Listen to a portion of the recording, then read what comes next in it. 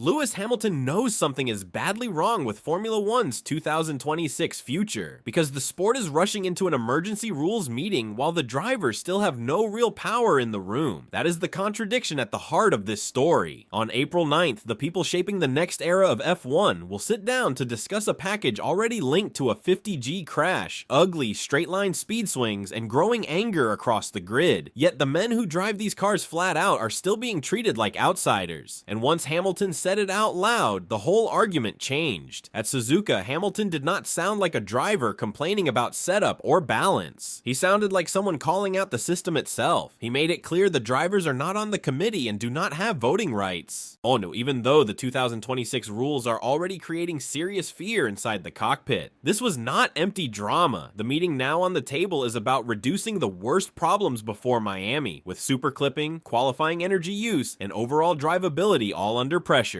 But here is what the paddock is not talking about. The sharpest warning did not come from a spreadsheet, because while officials prepared to debate figures, software, and power unit behavior, the drivers are looking at this whole situation through something far more brutal than data. They are looking at it through impact, instinct, and the memory of what happens when one car suddenly loses speed and another arrives with nowhere to go. That is why Hamilton's words landed so hard. He was not only questioning the fix, he was questioning who gets to decide what level of danger is acceptable in the first place. And to understand why that question now hangs over the entire meeting, you have to start with the crash that forced everyone to listen. Bearman became the moment this story stopped being a political complaint and turned into a real safety alarm. At Suzuka, he was charging down the straight at over 300 kilometers per hour when he suddenly ran into a car ahead that was shedding speed fast enough to turn a normal run into a trap. Bearman had no clean escape, no extra second to judge it, and no room to reset the situation once the car was forced onto the grass. The impact was violent, the number was brutal, and from that second on, nobody could pretend the warning signs were only theory.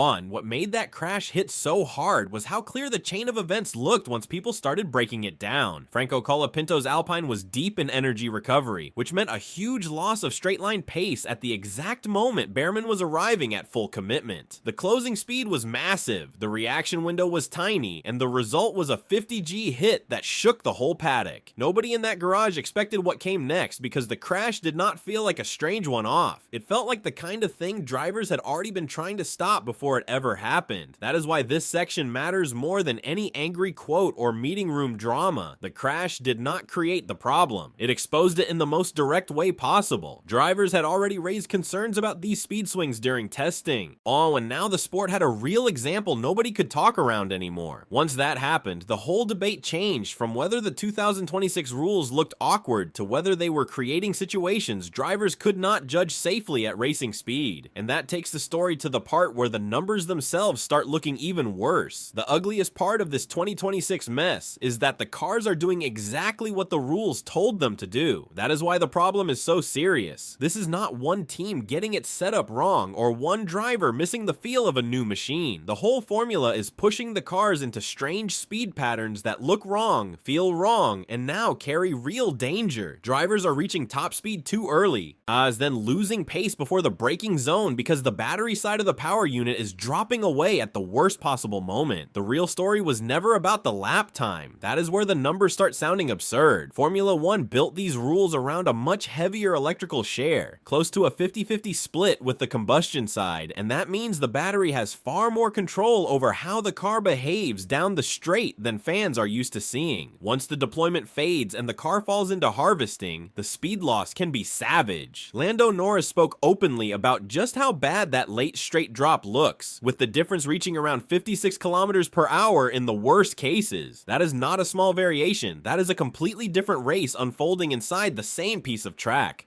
And this is where the whole thing gets even more uncomfortable for the people defending the concept. If one car is still on full attack while another is already bleeding speed, the danger is built into the system, not added by chance. The strange racing, the awkward overtakes, and the fear drivers keep talking about all come from the same source. Once you see that link think clearly, the next part becomes impossible to ignore, because Lewis Hamilton was not attacking a single bad setting or one bad weekend. He was going after the way this entire process is being run. Lewis Hamilton did not come out of Suzuka sounding like a driver upset with balance, grip, or race pace. He sounded like someone who had lost trust in the way Formula One makes its biggest decisions. That is what made his reaction so heavy.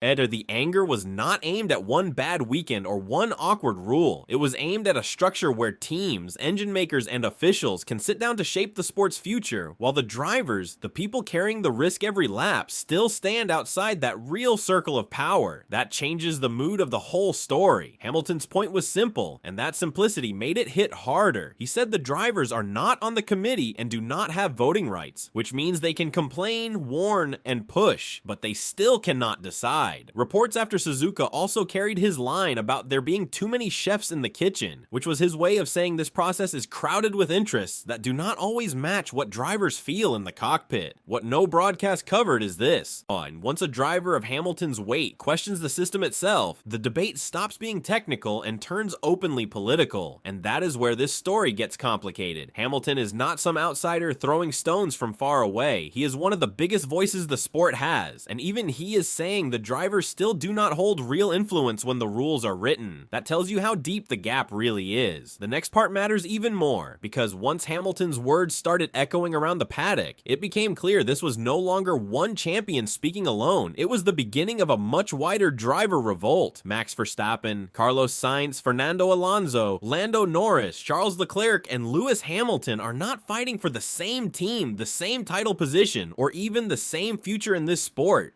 Yet they keep landing on the same warning. That is what gives this moment real weight. Normally, Formula One drivers split fast when politics enters the room. Rivalries take over, team interests pull them apart, and the message gets messy. This time the pattern looks different. The concern is spreading across the grid, and once that happens, it stops looking like frustration and starts looking like a full driver pushback against the direction of the rules. Carlos Sainz pushed the safety side hard after Suzuka, saying the speed difference between cars on a recharge lap and a push lap is crazy, especially at street circuits where there is almost no space to avoid trouble. Fernando Alonso mocked how unnatural some corners now feel. While Norris has been one of the clearest voices on how ugly the late straight speed loss looks from inside the car. Leclerc's frustration in qualifying added another layer, because now the issue is not only danger, it is whether the sport still feels like Formula One when drivers are managing systems more than attacking the lap. That growing unity creates a problem the people in charge cannot dismiss so easily. When one driver complains, it sounds personal. When rivals from Ferrari, Red Bull, McLaren, Aston Martin, and Williams start circling the same point, the pressure changes shape, and that pressure becomes even more uncomfortable when the teams with the biggest influence inside the system are also the teams with the most reason to protect the current balance. That is where this fight stops being about driver anger alone and starts becoming a battle over who actually benefits if the rules stay close to what they are now. The hardest part of this whole fight is not finding the problem, it is finding out who loses if the problem gets fixed. That is where the pressure starts turning ugly. Rule changes sound simple when everybody agrees the racing looks wrong, but Formula One never moves in a straight line when performance is on the table. Right now, Mercedes sits at the front of this new era. Ferrari is close enough to keep the title picture alive, and every serious adjustment to energy use, qualifying behavior, or straight line deployment threatens to shuffle that order. Once that reality enters the room, pure safety talk stops being pure. That is why the politics feel so tense.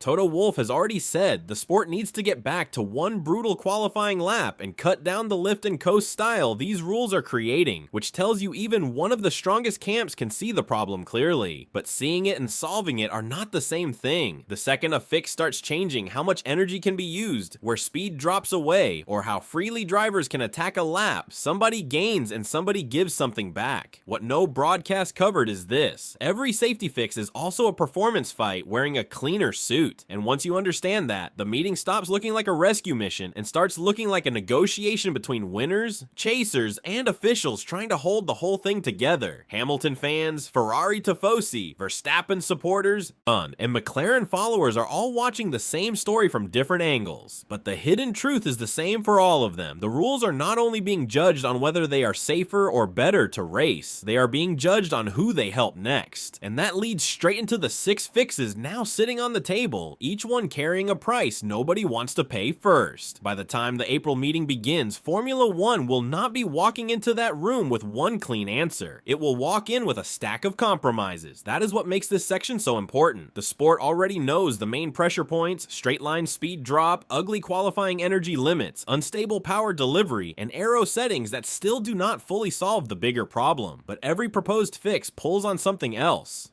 Solve one weakness too aggressively and you risk slowing the cars, changing the pecking order, or creating a different frustration somewhere else. This is the part that changes everything. One option is to soften the worst late straight speed loss by changing how the electrical side fades away, which would reduce the brutal speed gap between cars on different energy states. Another is to cut back the most extreme power behavior altogether, even if that means giving up some headline performance. Qualifying is also under the microscope because the current energy demands are dragging drivers away from the kind of full commitment lap Formula 1 is supposed to reward. Then there is the software side, which has become its own headache, because once drivers stop trusting how the car will respond from one phase to the next, pace stops feeling like the main issue. That is why this meeting is bigger than a list of technical corrections. Every fix sounds smart until somebody asks who it helps, who it hurts, and what it changes for the title race the moment the lights go out in Miami. The people in that room are not only choosing how the cars behave, they are choosing what kind of Formula 1 they still want this era to be. And once those choices are made, only one final question remains: whether the sport has fixed a dangerous package or simply protected a broken process with cleaner numbers on paper. April 9th will decide more than a few settings on a screen. It will decide whether Formula 1 still trusts the people inside the cockpit enough to let their experience shape the future before another warning turns into something worse. That is the question Lewis Hamilton forced into the open, and it is why this story now reaches far beyond one crash, one meeting, or one bad early phase of a new rules cycle. If the FIA and the teams leave that room with a cleaner version of the same power structure, then the numbers might improve, while the deeper problem stays exactly where it was. The strange part is that Formula 1 has rarely looked bigger from the outside. The crowds are massive, the audience keeps growing, and the business side of the sport has never looked more powerful. But the shine on the surface only makes this moment feel more serious. A sport this rich, this global, and this influential should not need a violent wake-up call before it starts listening properly to the people who carry the risk. That is why Hamilton's reaction hit so hard. And he was not only warning about the next race, he was exposing the gap between how strong Formula 1 looks and how fragile some of its decision making now feels. So when the meeting ends and the headlines start flying, the real verdict will not be hidden in one technical adjustment or one approved change before Miami. The real verdict will be whether the sport finally accepted that drivers are more than voices to hear after the damage is done, because if Formula 1 still shuts them out when the biggest choices are made, then this entire crisis will leave behind something even more dangerous than a flawed rule set. It will leave behind a system that learned the fear but not the lesson.